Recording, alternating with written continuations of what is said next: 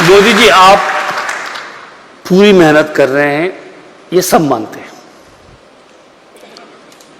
पर क्या अकेले आप देश बदल पाएंगे?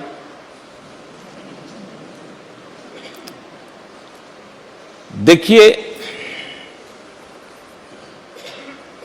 मैं मेहनत करता हूं, ये बात आपने कही। मैं समझता हूं देश में इस विषय में कोई विवाद नहीं है।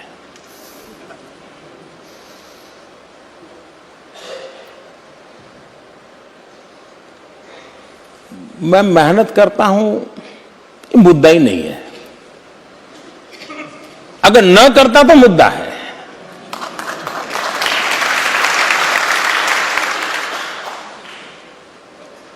सवा सौ करोड़ देशवासियों ने मुझे क्यों यहां बिठाया है?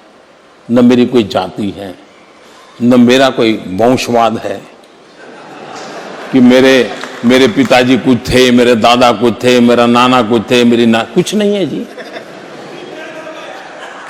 तो मेरे पास पूंजी एक ही है,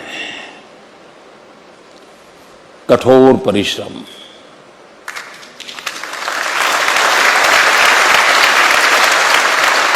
मेरे पास पूंजी है प्रामाणिकता। मेरे पास पूंजी है मेरे 125 करोड़ देशवासियों का प्यार।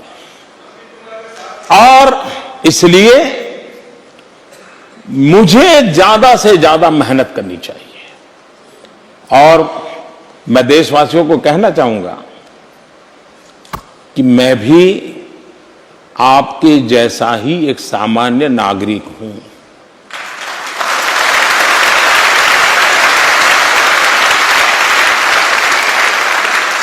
मुझ में वो सारी कमियां हैं जो एक सामान्य मानवी में होती है। कि 16 घंटे तो काम नहीं करते सामने। कृपा करके कोई मुझे अलग न समझो, आप मुझे अपने जैसा ही मान लो। और वो हकीकत है। मैं किस जगह पे बैठा हूं वो तो एक व्यवस्था का हिस्सा है, लेकिन मैं वही हूं जो आप हैं। आपसे मैं अलग नहीं हूं।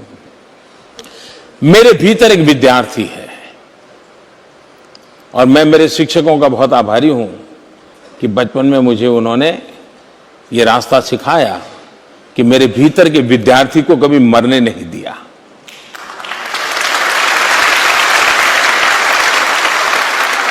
और मुझे जो दायित्व मिलता है उसको मैं सीखने की कोशिश करता हूं, समझने की कोशिश करता हूं। गलतियां नहीं होगी। मैं जब चुनाव लड़ रहा था तो मैंने देशवासियों को कहा था कि मेरे पास अनुभव नहीं है, मुझसे गलतियां हो सकती हैं, लेकिन मैंने देशवासियों को विश्वास दिया था कि मैं गलतियां कर सकता हूं, लेकिन बद इरादे से गलत कभी नहीं करूंगा।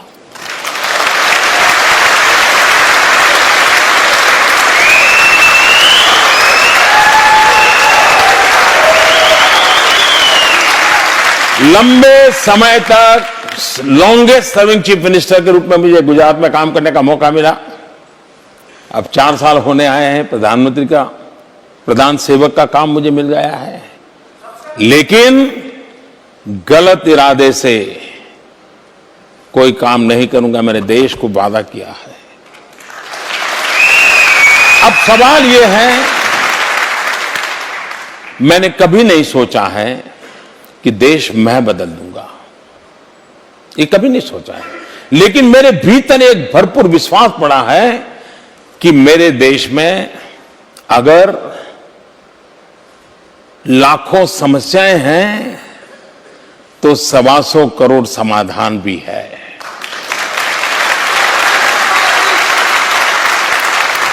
अगर मिलियन प्रॉब्लम्स हैं तो बिलियन सॉल्यूशंस भी है। 125 करोड़ देशवासियों की शक्ति पर मेरा भरोसा है। और मैंने अनुभव किया है कि कोई कल्पना कर सकता है नोटबंदी। आप अगर टीवी खोल करके देखोगे तो नोटबंदी मतलब, मुझे अर्जेंटीना के राष्ट्रपति मिले थे तो वो कह रहे थे, मोदी जी, मेरे अच्छे दोस्त हैं, बोले मैं और मेरी पत्नी बात कर रहे थे कि मेरा दोस्त गया। मैंने कहा क्यों, क्या हुआ? अरे बोले यार तुमने जब नोटबंदी की तो क्योंकि वेनेजुएला में उसी समय चल रहा था, उनके पड़ोसी हैं लोग तो उनको पता था। तो बोले मेरी पत्नी और हम दोनों चर्चा करते थे, मेरा दोस्त गया। 86% करेंसी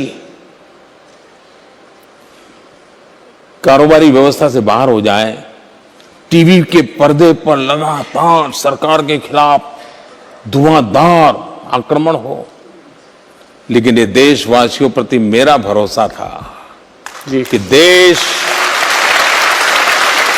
मेरा देश ईमानदारी के लिए जूझ रहा है। मेरा सामान्य देश का नागरिक ईमानदारी के लिए कष्ट झेलने को तैयार है, करने को तैयार है। अगर ये मेरे देश की ताकत है तो मुझे उस ताकत के अनुरूप अपनी जिंदगी को ढालना चाहिए। और उसी का नतीजा है कि आज जितने भी परिणाम आप देखते हैं, मोदी तो निमित्त है और एक्चुअली मोदी की जरूरत है। जरूरत क्या है? किसी को भी पत्थर मारना है तो मारेंगे किसको भाई?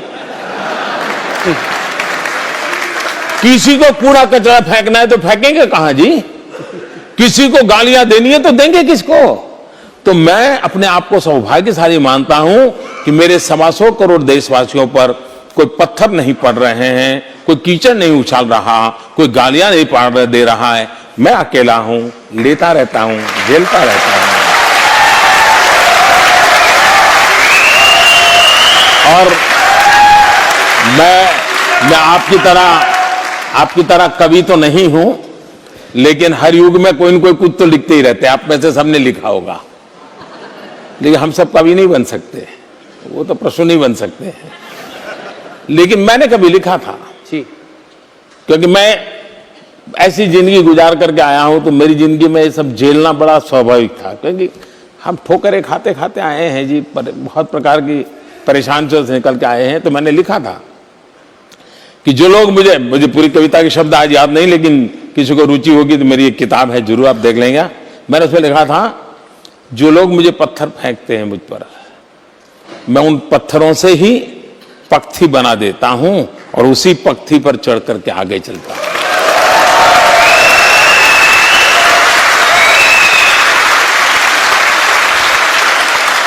और इसलिए मेरा कंसेप्ट रहा है टीम इंडिया। सिर्फ सरकार में बैठे हुए लोग नहीं, ब्यूरोक्रेसी है, राज्य सरकार है, फेडरल स्ट्रक्चर के लिए मेरी बहुत बड़ी प्राथमिकता है। कोऑपरेटिव फेडरलिज्म को मैंने कॉम्पिटिटिव कोऑपरेटिव फेडरलिज्म की दिशा में ले जाने का प्रयास किया है। मैंने अभी देश के 115 डिस्ट्रिक्ट एस्पिरेशनल डिस्ट्रिक्ट को आइडेंटिफाई किया है। मैं उनको प्रेरणा जगा रहा हूं कि आप अपने स्टेट के जो एवरेज हैं वहां तक आ जाओ, मैं आपके साथ खड़ा हूं। मैं उनको उत्साह बढ़ा रहा हूं और वो कर रहे हैं। और उसी का परिणाम है कि टॉयलेट का लक्ष्य करता हूं, पूरा हो जाता है। 18,000 गांव में बिजली, कोई मोदी खंभा डालने गया था क्या? खंभा डालने के लिए मेरे देशवासी गए थे, बिजली पहुंचाने वाले मेरे देशवासी गए थे। और इसलिए महात्मा गांधी की वो बात, जिसने मुझे जीवन में एक मंत्र के रूप में लिया है कि आजादी के लिए दीवाने बहुत थे, आजादी के लिए मरने वाले लोग भी बहुत थे, और उनकी त्याग तपस्या को कोई कम नहीं आंक सकता है, उनकी शहादत को कोई कम नहीं आंक सकता है। लेकिन गांधी ने आजादी को जन आंदोलन बना दिया, मैं विकास को जन आंदोलन बना रहा हूं। मोदी अकेला कुछ नहीं करेगा, और मोदी ने कुछ नहीं करना चाहिए, लेकिन देश सब कुछ करे। और मोदी में और सरकारें, कभी कभी तो मैं कहता था, जब मैं गुजरात में था तो एक बात करता था, मैंने कहा हमारा देश ऐसा है कि सरकार रुकावट बनना बंद कर देना तो भी देश बहुत आगे बढ़ जाता है। उन मूलभूत विचारों से मैं चलने वाला इंसान हूं।